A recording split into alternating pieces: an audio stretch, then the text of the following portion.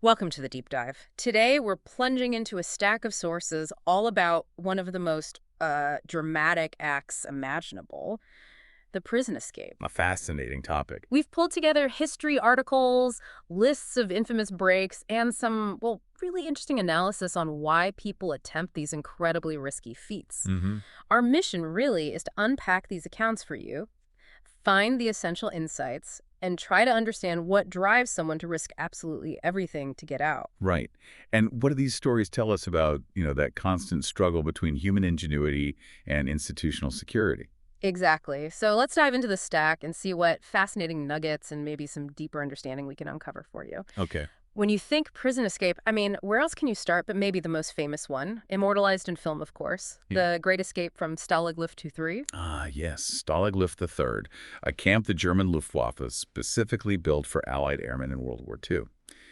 They considered them the most likely to try escaping. They really thought they'd made it escape-proof, didn't they? They did. Built it on bright yellow sand, thinking any tunnel dirt would be immediately obvious. They even buried microphones, 9 feet deep along the perimeter fence. But the prisoners, well, they were a highly motivated group of officers, weren't they? They saw those security measures almost as challenges. Exactly.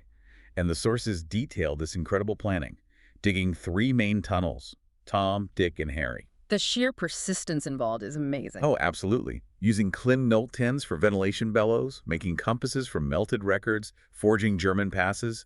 It's incredible. After Tom was discovered, they focused everything on Harry. Which brings us to that freezing moonless night, March 1944. The plan was ambitious. 200 men were supposed to get out. But the sources detail just how precarious it was, the tunnel exit. It ended up just feet short of the forest cover. Yeah, meaning a really dangerous dash across open ground. Slowed everything right down. Plus, there was a partial tunnel collapse, a blackout from an air raid. And just the sheer difficulty of getting so many men through. They were managing less than a dozen an hour with this simple rope-pulled trolley system. Until around 5 a.m., a guard nearly fell into the exit shaft. And that was it. 76 men made it out. But the aftermath, that's what really highlights the stakes here. It really does. An incredible feat of engineering, yes, but the sources grimly report only 3 actually evaded capture in the long run. And 50. 50 were executed by the Gestapo on Hitler's orders.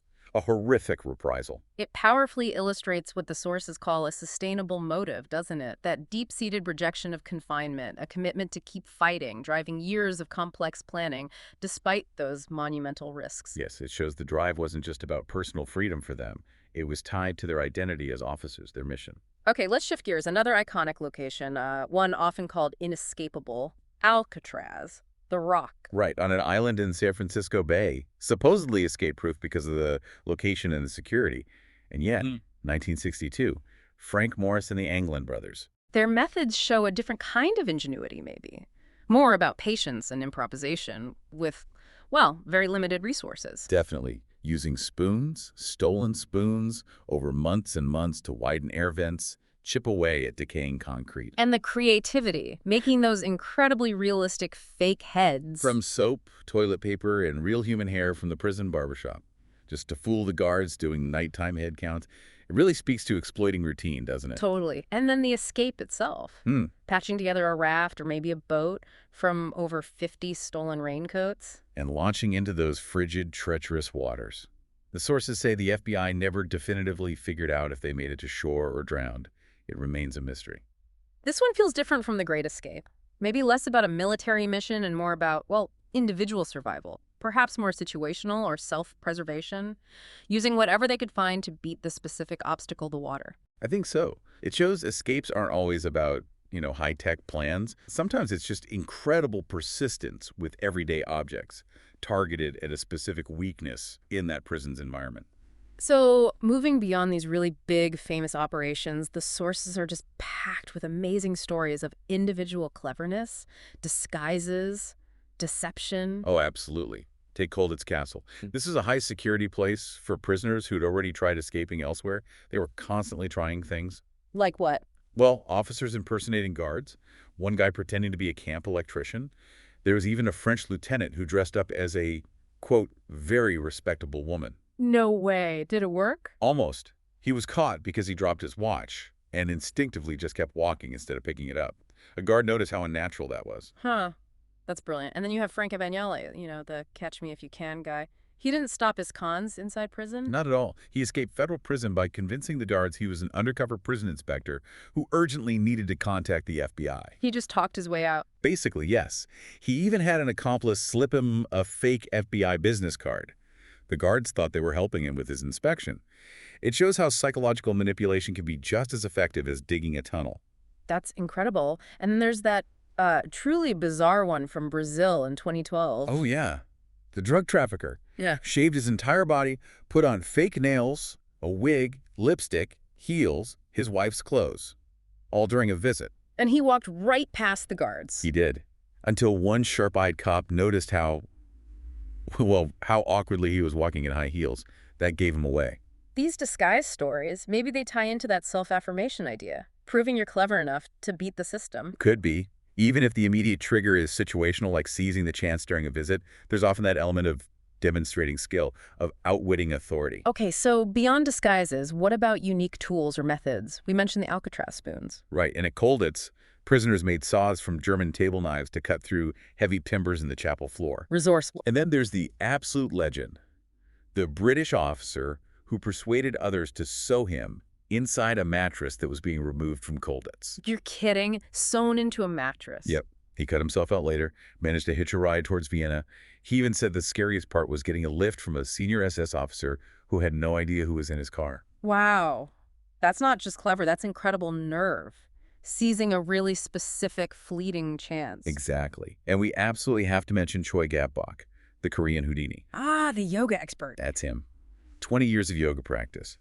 In 2012, he escaped by apparently applying some kind of skin ointment to his torso. And squeezing through the tiny food slot in his cell door. How small was it? Just 5.9 inches high and 17.7 inches wide. Tiny. And he did it in, what, 74 seconds? 34 seconds, according to the reports. It's a perfect example of using a highly specific personal skill, maybe driven by self-affirmation, maybe just that fundamental need for freedom, but exploiting a tiny architectural flaw in a way probably nobody else could.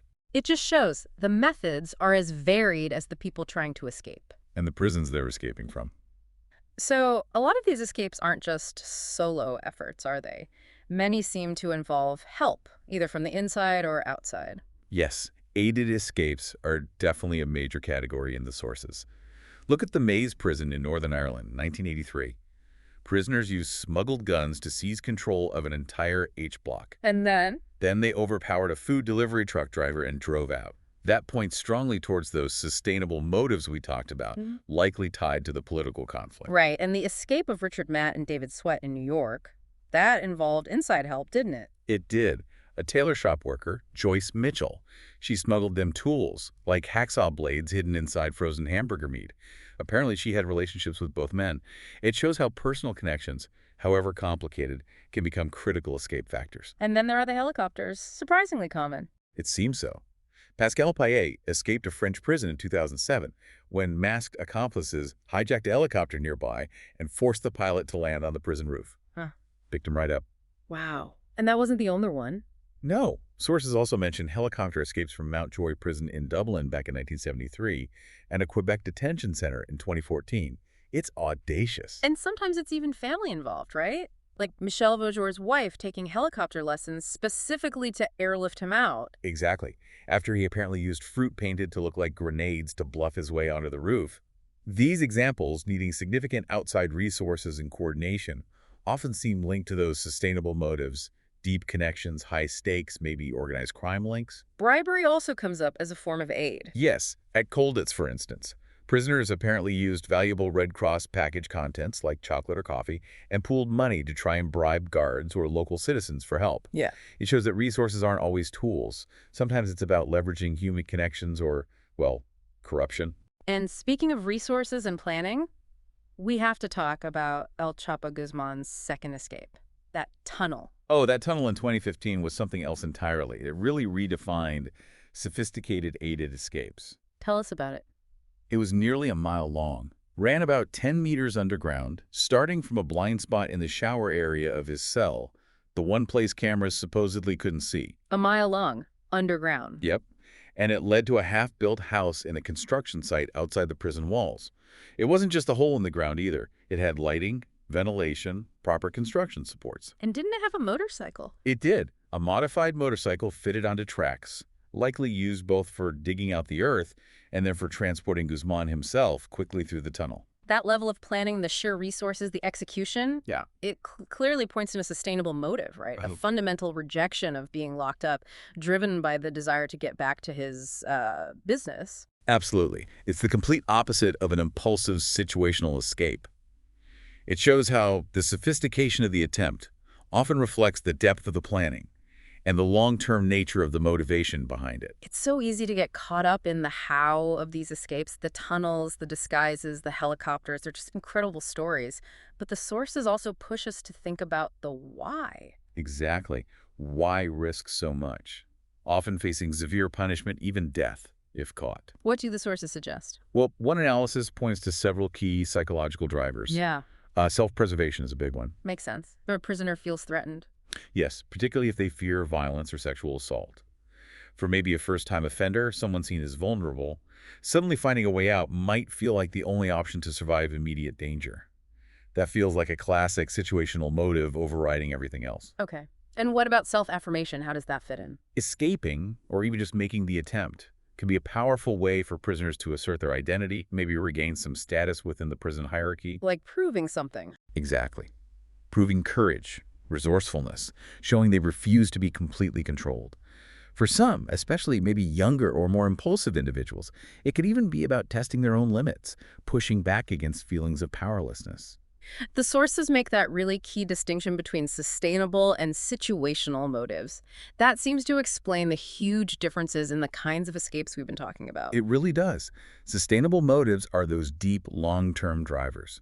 A fundamental rejection of being locked up, maybe a commitment to a political cause like the maze escapees, or, like El Chapo, the desire to return to a powerful position or criminal life outside. And these lead to the big planned escapes. Generally, yes. They underpin the kind of multi-year planning, the complex conspiracies, the cold-blooded determination we saw in things like The Great Escape or El Chapo's tunnel. Right, and situational motives. Those are more immediate, sparked by the current circumstances. Maybe a sudden, desperate need for contact with someone on the outside, maybe access to drugs, or just seeing that unexpected chance, an unlocked door, an unguarded moment, a vehicle left running. More impulsive. Often, yes. Yeah. Effectively motivated, as the source puts it. But interestingly, the analysis notes that even these sudden situational drives can give people incredible focus and endurance to overcome obstacles they run into during the escape attempt itself. So it's really a spectrum, isn't it? From these deep-seated long-term plans fueled by profound motivations. Right down to split-second decisions driven by immediate needs or a sudden opportunity. And it all interacts with the individual's personality. Are they impulsive? Are they a meticulous planner? And the specific situation they're in. Precisely. The motivation isn't always just some abstract desire for freedom. It can be deeply personal, complex, tied to specific needs, relationships, psychological states, or even just the thrill of trying to beat the system. It really reveals capabilities and a level of determination that might otherwise stay hidden, doesn't it? Fundamentally challenging the very systems designed to contain them. That's a great way to put it. Well, that was a truly fascinating deep dive into the world of prison escapes. Yeah. Wow. We've covered everything from, huge engineering projects like wartime tunnels and drug lords' super tunnels. To incredible personal resilience, like those Colditz attempts or the sheer low-tech ingenuity at Alcatraz. And that unique physical skill of the Korean Houdini. Just amazing stories. And looking at the why behind it all gives us such insight into the complex psychology, doesn't it? Self-preservation, self-affirmation, that deep rejection of confinement, or just those situational impulses, it all shapes how people try to get out. It really makes you think. The lengths people will go to when confined, and this constant evolving cat-and-mouse game between security systems and sheer human determination, using everything from raincoats to yoga. So here's something to think about as security tech gets ever more sophisticated. In that ongoing tension, that push and pull between the urge to control and the human drive for freedom, or maybe just survival. What unexpected forms of Welcome to ingenuity, what new Brainwaves and motivations might Breakthroughs. emerge next?